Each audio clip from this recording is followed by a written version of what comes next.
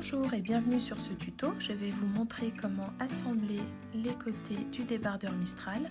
Vous les avez tricotés en commençant sur une base sous poitrine. Vous avez monté, fait le dos, pareil pour l'autre côté. Et avant de pouvoir joindre en rond, on va devoir assembler cette partie-là. Donc, nous n'avons pas fait de maille lisière sur ce côté-là. On est vraiment sur un côté abrupt où vous n'avez pas ni glissé de mailles, ni fait quoi que ce soit. Vous les avez simplement tricotés comme le patron vous le demandait, de manière à avoir un tricot qui ne se resserre pas. Donc le but est vraiment d'avoir une lisière brute pour pouvoir les joindre sans déformer les côtés. Le but de la manœuvre est d'avoir un résultat complètement invisible sur l'endroit. Je voulais vous montrer ce que ça donne une fois terminé. Donc là, je l'ai fait sur l'autre côté. Donc on a vraiment un rendu qui est vraiment invisible sur où on pourrait à peine... alors on le voit très légèrement, mais c'est vraiment une belle finition qui vous permet d'assembler les côtés. Alors, en général, le point de matelas s'effectue sur deux parties tricotées dans le même sens. Là, c'est techniquement impossible puisque la construction du débardeur fait que vous avez commencé par tricoter le devant dans ce sens-là, puis vous avez continué le tricotage jusqu'au dos. Pourquoi j'ai été obligée de proposer cette construction? Parce que je voulais absolument pas avoir de discontinuité dans le motif de dentelle.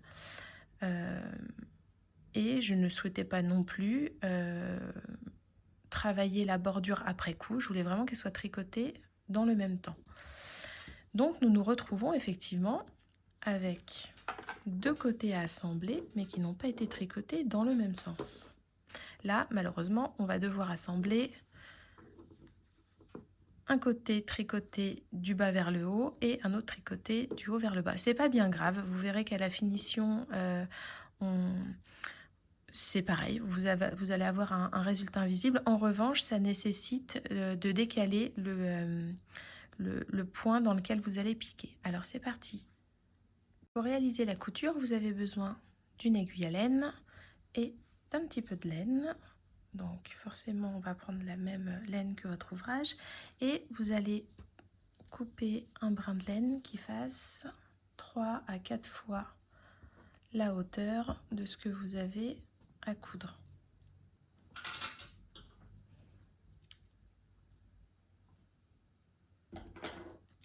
Vous enfilez votre aiguille et alors attention, hein, ne vrillez pas, mettez bien votre tricot à plat pour ne pas vriller les bretelles. Superposez bien envers contre envers. Voilà. Envers contre envers et on va commencer comme ça. Donc là, je suis sur l'endroit de mon travail. Si vous avez un doute, je suis sur l'envers. Voyons voir, je suis où? Je suis sur l'envers. Hop, voilà. Alors que là, voilà. Là, je suis bien sur l'endroit puisque j'ai bien des petits V sur ma toute première maille. Vous allez commencer ainsi. Vous allez attraper, donc vous avez la toute première maille qui est ici. Alors, c'est vrai que pour un peu plus de facilité, et puis pour pouvoir faire cette vidéo et pour que vous puissiez voir un peu mieux, j'ai bloqué le côté gauche et le côté droit, de manière à avoir des pans un peu plus droits. C'est quelque chose que vous pouvez faire hein, avant de, si vous avez le temps, mettez à bloquer vos côtés. De cette manière-là, ça sera plus facile peut-être de voir et d'assembler vos côtés qui seront bien rectilignes. Alors, vous prenez... Nous avons donc la première maille et on va venir piquer dans le brin horizontal qui est sur la deuxième maille. Donc, première maille, la deuxième. La deuxième, c'est celle-ci. Hein, puisque là, on voit le petit V qui se dessine. Voilà, donc ça, tout ça, c'est ma deuxième maille. Et je vais venir, donc ça, c'est mon montage provisoire. Vous l'oubliez. Et en écartant un petit peu le tricot, j'espère que vous verrez bien les petites mailles. Vous avez donc ça, c'est ma première maille, et là la deuxième, je vais venir piquer dans le brin horizontal qui se trouve au centre du V. Donc en fait, c'est tout de suite après le rang de montage. Vous allez piquer de cette manière-là. Ça, on va toujours piquer, vous allez voir, de bas vers le haut. Vous tirez un petit peu le fil. Voilà, vous en gardez quand même un petit peu de quoi tenir votre fil. Et on va venir chercher la maille en face. Alors là, pour le coup, que je vous explique, en fait, on va venir assembler cette partie-là, la partie gauche de ce côté avec la partie droite de l'autre, de manière à pouvoir reformer une maille centrale. C'est ce qui fait que le rendu est complètement invisible. Là, sur le côté qui est à l'envers, puisque les V piquent vers le bas, j'ai donc une maille, la première maille qui est donc celle-ci, hein, là on voit les petits V à l'envers. Et ensuite, juste à côté, donc une et deux, j'ai donc ici la deuxième maille de petit V à l'envers. Donc là, cette fois-ci, je ne vais pas piquer entre les deux mailles. Je vais piquer en revanche entre la première et la deuxième maille sur le brin horizontal entre les deux.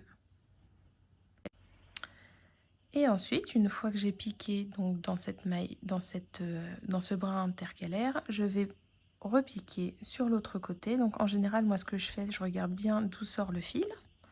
Je repique là où est sorti le fil et je vais au-dessus, de manière à attraper le brin juste au-dessus. Et je continue de l'autre côté. Pareil, je pique là où est sorti le dernier fil.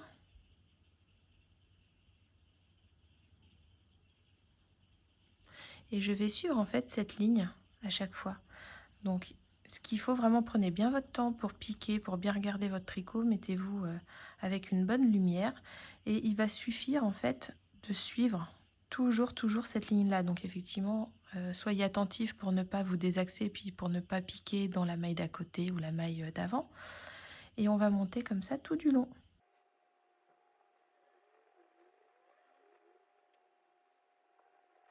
Une fois que vous avez travaillé sur quelques centimètres, vous allez pouvoir venir resserrer la couture, donc en tirant légèrement.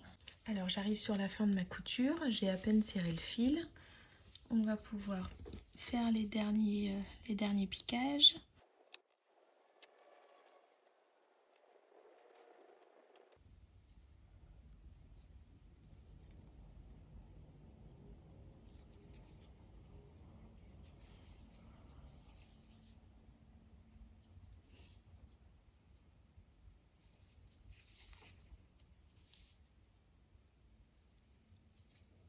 Voilà.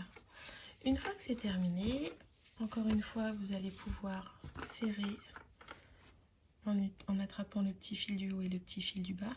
Attention à ne pas trop serrer, sinon vous risquez de déformer la couture. Donc la couture sur l'envers forme un petit bourrelet et le fait de trop serrer va forcément ratatiner tout ça, un petit peu comme si vous faisiez des fronces.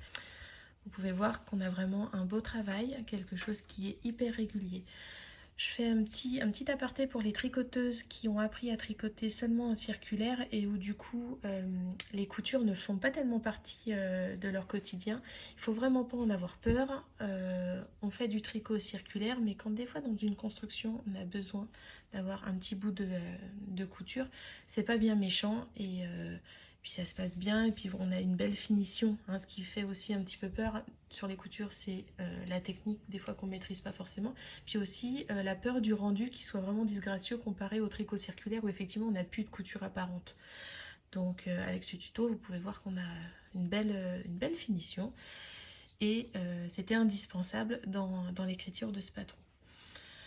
Une fois que vous êtes arrivé tout en haut, on a forcément donc, étant donné qu'on a un petit bourrelet à l'arrière, le but ça va être de venir un petit peu comme écraser, vous voyez ce petit bourrelet là qui vient là, de l'écraser. Donc ça c'est la première chose que je vais faire, c'est-à-dire je vais venir piquer dans le petit renflement intérieur, puis je vais piquer dans la petite maille chaînette du haut, hein, formée par le rabattage. Voilà, ça c'est la première chose. Puis je vais repiquer à côté pour aller chercher l'autre. Voilà. Une fois que je suis là, je vais venir chercher l'autre, mais je vais venir la chercher par le brin arrière. Pardon, par le brin avant, j'ai dit des bêtises en plus de ça.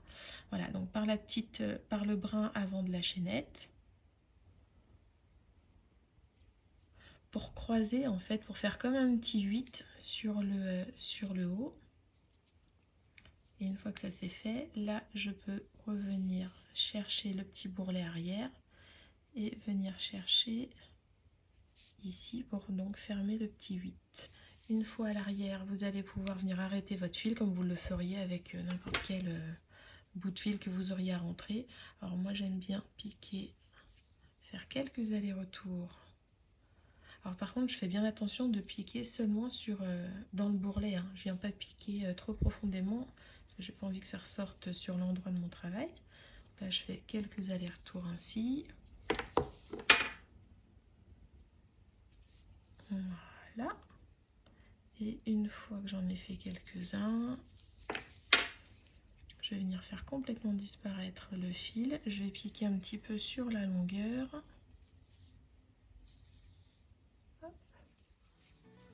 Et il ne me restera plus qu'à couper le fil.